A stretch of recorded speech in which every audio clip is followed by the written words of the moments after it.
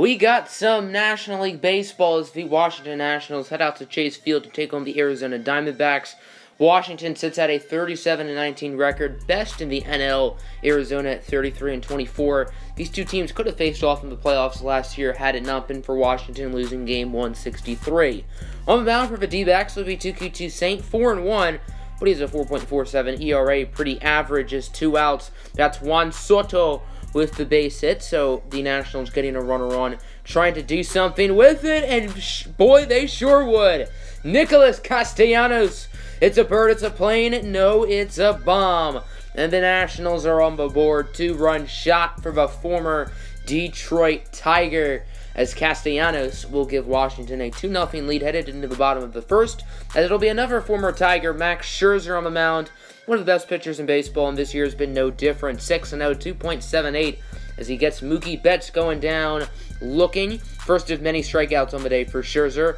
And then the Moose, Mike Moustakas, has a nice drive into right field, However, the right fielder will get it at the warning track, so Moustakas would be teased and unable to get the dinger. Now on to inning number 2, as there is Francisco Cervelli going down on the strikeout, and then the rookie Carter Kieboom would join him going down swinging. Nice inning from Saint. As we go bottom 2, Marcell Ozuna draws the walk, and the perfect game is over, even though it only lasted 1 inning. However, Max Scherzer's dominance would continue as he strikes out Marcus Semien.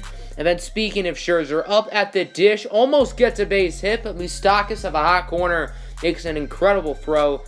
By the way, Scherzer's hitting like 300 this year, so that's something, as Juan Soto with the base hit through the middle just a little. And that's the speedy Trey Turner on the base passes, so obviously Arizona's not even going to attempt to try to get him out. So now it's 3-0. Nick Williams would go down on the changeup. And then now 4th inning, 2-1, 2 outs for Scherzer. He gets a single into right, so the bases are now juiced. It'll be Trey Turner up at the dish. What can he do? He just flies out. So the bases are juiced for nothing. No salami for Turner, and Saint gets out of a scary little jam. As we now go bottom 4, Jake Mary had a little lamb up at the dish. That one gets out of the glove of a right fielder. No goes no. However, Jake Lamb would be tagged out at first after trying to get klutzy on the base passes, so the hit still counts, but still, I don't know what you're doing, Lamb. As we go to the 5th inning, Juan Soto gets the hat trick for base hits. He's now 3 for 3, as Soto going upstairs where Grandma hides the cookies, getting a home run. That would end Toki Saint's day after 4 1/3, allowing 4 earned, as Marcus Semien, he's just a window shopper because he's just looking.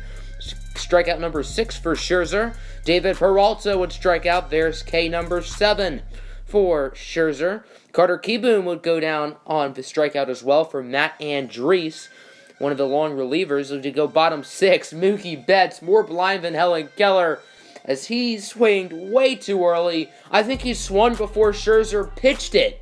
Okay, I wouldn't go that far, but still, he swung too early.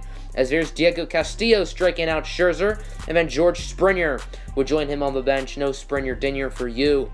As George Springer acquired this offseason in a trade with the Astros, he's been an MVP candidate in the National League this season. As there's Marcell Ozuna striking out. Now on to the 8th. Wellington Castillo goes down on the cutter. Max Scherzer would end his day after that. 8 strong innings. As we go to the 9th, and the Nationals are going to pad their lead a little bit, as it's Brian Dozier with the home run off of the rookie pitcher Lucius Summers. So Washington will extend their lead, making it 5-0, and I assume they're not going to blow it. As Coda Glover in the game, here's Nick Williams. The shutout is over as Williams goes deep into right for his 9th of the season. So you're telling me Max Scherzer goes 8 innings, allows 1 hit, and by the way, that 1 hit was dropped by the right fielder, but yet Coda Glover comes in, boom, within 2 batters, Williams goes yard. That just goes to show how great of a pitcher Max Scherzer is. Now 2 outs, Moustakas up, he would fly out. Springer makes the catch, and the Nationals win with ease by a score of 5-1. Dominant day for Max Scherzer.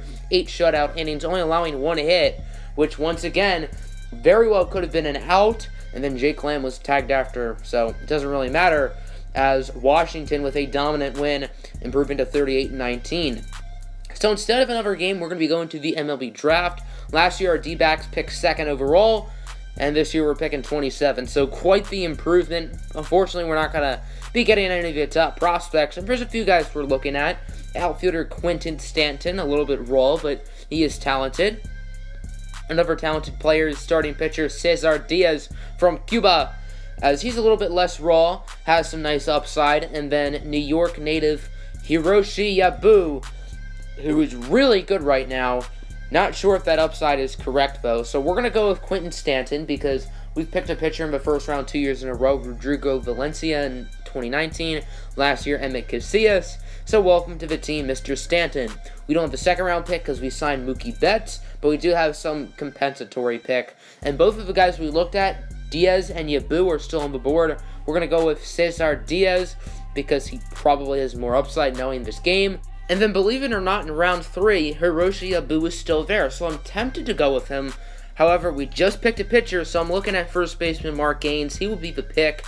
If Yabu was on the board in round 4, I would pick him, but Yabu was the very next pick after James going to Cleveland. So round 4, we're going to go second baseman Steven Santiago. Round 5, Kerry White. Both of them are second baseman. We could use a second baseman. That's where we're playing Mookie at the moment. And I just went with the best player available. And then round 6, we have quite the talent pool left. We're just going to take a shot in the dark in Warren Orr. We sort of lobbed up a Hail Mary with that, and let's just say that Hail Mary was caught. So, looking at the ratings for the players, Quentin Sutton, our first rounder, has 86 potential.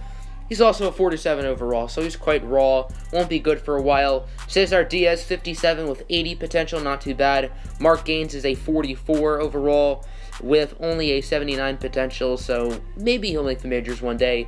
Steven Santiago, 76 potential. Kerry White, 73 overall already. He isn't very good right now. And then Warren Orr, our final pick, 65 overall with 83 potential. So this is a first-round talent we got in the final round, so quite cool. I wanted to look at Hiroshi Yabu. He's a 74 overall, only with 78 potential. Kind of wish I picked him, though. And then the number 1 overall pick, Ricky Wilkerson, is a 40 overall. Does have 93 potential, however, for the Marlins. That'll do it for today's episode. Make sure to hit the like button and subscribe. I will also be uploading the Lions today, Week 17 versus the Packers. So make sure to check that out and have a good one. Peace out. I'm a Barbie girl in the Barbie world. Let me play.